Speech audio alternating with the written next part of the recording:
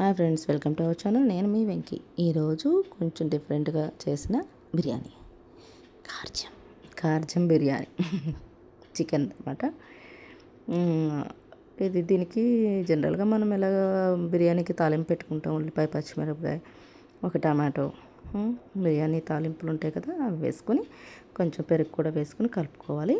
చక్కగా వేగిన తర్వాత మసాలాలు, కొంచెం గరం మసాలా, కొంచెం బిర్యానీ మసాలా, కొద్దిగా చికెన్ మసాలా వేసుకొని కలుపుకోవాలి. ఆల్రెడీ నేను కార్జంని అల్లం వెల్లుల్లి పేస్ట్, కొంచెం పసుపు, కొంచెం ఉప్పు వేసి ఆల్రెడీ ఉడకబెట్టి పక్కన తీసుకున్నాను. ఓకేనా? ఆ పక్కగా పెట్టుకున్నవి కొంచెం మరీ పెద్దగా కాకుండా చిన్నగా కాకుండా మీడియం సైజులో కట్ చేసుకొని పెట్టుకున్నాను. ఈలోపు ఇక్కడ ప్రిపేర్ అవుతుంది కదా రైస్. ఉప్పు, కారం, పసుపు అన్నీ వేసాను దానికి తగ్గట్టుగా.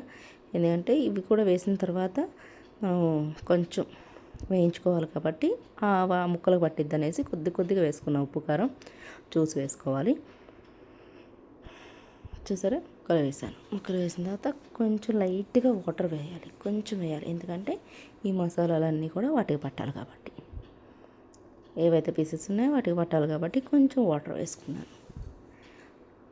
చూస్తున్నారు కదా, అది కొద్దిగా వాటర్ వేసుకున్న తర్వాత కొంచెం ఒక హాఫ్ క్యారెట్ కూడా వేసాను, బాగుంటుందని. చూస్తున్నారు కదా, చక్కగా వేగిన తర్వాత ఎసరు పోసుకోవాలి, తర్వాత బియ్యం వేసుకోవాలి. రెడీ. చూసారు కదా, బిర్యానీ రెడీ అయిపోయింది. కొంచెం రైతాతో పెట్టుకుని సూపర్. Thank you.